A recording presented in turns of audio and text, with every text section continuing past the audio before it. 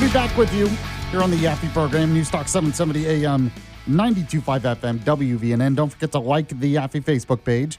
Follow me on X at Yaffee or Instagram at Yaffee Live. Lots of good stuff. I posted this clip of Bill Maher this morning. Pretty interesting stuff. So if you missed it, check it out on the Facebook page. Todd Stacy will be joining us at the bottom of the hour to talk Alabama news. And in fact, let's get to more Alabama news and politics right now because we have the Alabama Bullet Points. Alabama Bullet Points. Today's headlines from around the Yellowhammer State. Sponsored by Larry's Pistol and Pawn. Number 4 today, Bobby Singleton has been elected chairman of the Alabama Democratic Party in a decisive vote. So Bobby Singleton, the Alabama Senate Minority Leader, was elected chairman of the Alabama Democratic Party on Saturday, defeating incumbent Randy Kelly in a decisive vote at the party's organizational meeting in Montgomery.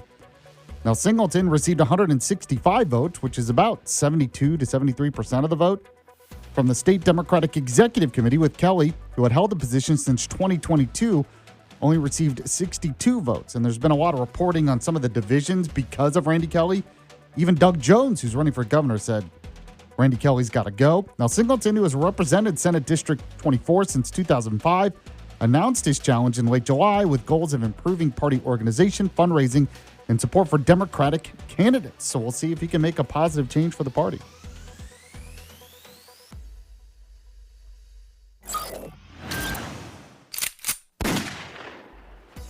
Number 3 today, Congressman Gary Palmer, and by the way, he's coming on my show this week, but he is predicting some Democrats could flip to the GOP over the rise of Democrat socialist candidates. So U.S. Representative Gary Palmer out of Hoover recently said on Priority Talk, a show, that the rise of Democratic socialists, whom he described as effectively the Communist Party infiltrating the Democratic Party, has put some Democratic lawmakers in a tough position, with several already expressing interest in switching parties or becoming independent, and more potentially following as they feel forced to support extreme policies. He pointed to the leftward shift of the party, gerrymandered districts, and primary losses such as Diana DeGette's in Denver and a socialist victory in Michigan, as signs the trend has spread beyond big cities. He also warned that socialism could lead to outcomes like those in Cuba or Venezuela, requiring walls to keep people in, while expressing hope that a spiritual awakening could reverse it here in the U.S.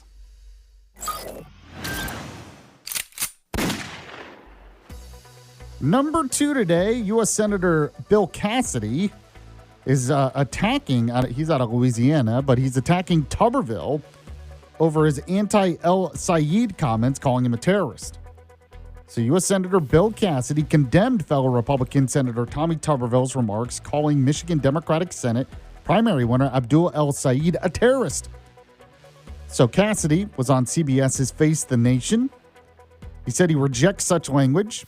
Cassidy emphasized that the Muslims he has worked with, such as doctors serving remote Louisiana communities or professors, have been positive contributors, arguing that every community has both good and bad individuals and that people should be judged as individuals rather than broadly condemned based on shared identity.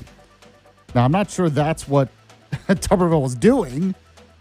He just said this specific person is a terrorist. Probably too far. Katie Britt really got it right. He's a terrorist sympathizer.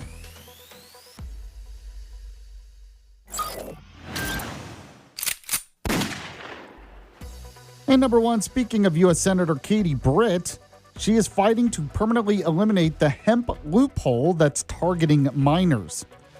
So Senator Katie Britt joined colleagues in opposing a Senate continuing resolution that would extend a hemp loophole allowing unregulated intoxicating hemp-derived THC products, such as Delta 8, until December 11th, rather than letting a prior ban take effect on November 12th. Now, she supported an amendment by Senator Ted Budd to keep the original deadline, which Democrats tabled, and emphasized that protecting children from easily accessible products sold with little age verification cannot wait. While groups like the Family Research Council, Eagle Forum of Alabama, and the Alabama Policy Institute praised her stance amid data showing a sharp rise in pediatric cannabis poisonings, mostly from edibles. I'm telling you for a while, a lot of these drugs, we are going to regret it as a society, our obsession with this drug. I'm telling you. Doesn't mean we're going to go back to fully making it illegal across the country. Probably still will be legalized in some ways, but we're going to regret our obsession with it. I'm telling you. By the way, you'll never regret going to Larry's Pistol and Pawn. Go to Larry's Pistol and Pawn today. It's in Madison, off Greenbrier, exit 3, by the big rusty water tower. A couple of reasons why you won't regret going there. The amazing prices, the amazing selection, the amazing customer service, and plus, if you want to pawn or sell anything of value, you can get that there as well. So they have the best selection of guns, ammunition in town, but also the best selection of jewelry in town. Men and women's jewelry, antique jewelry, and much, much more. And then, of course, there's Larry's amazing firearm collection museum in the back of the store. Now, that's at the Madison location. It's an 18,000 square foot facility. It's off 565 exit 3 next to the big rusty water tower. But if you want to shop over in Huntsville, you can off Memorial Parkway. There's another location there as well. And you'll find out why Larry's Pistol and Pawn is so popular. And you can see some of the latest deals. They have website-only specials at the website. So go to pistolandpawn.com. Pistolandpawn.com. Let them know you heard about it from Yaffee. All right, Todd Stacy will join me next here in the Yaffee program.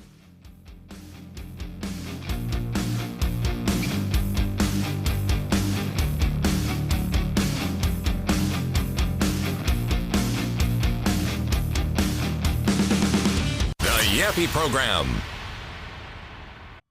Mic Drop, hosted by former Navy SEAL Mike Ridlin. What is your take? Was it what you expected? Oh, it was the best thing ever. It was something I always wanted to do. If you show me a clear goal, I'm like, okay, I can do that. Master Chief, he's like, you realize there's about 1% chance of you making it through. 1%? That's all I need, Master Chief. My platoon went home early, and I just went up to my chief, and I was like, I'm not going home. Turns out I'm staying. That's when we go to war. Yeah. I was like, okay, I could get used to this. Mic Drop. Follow and listen on your favorite platform.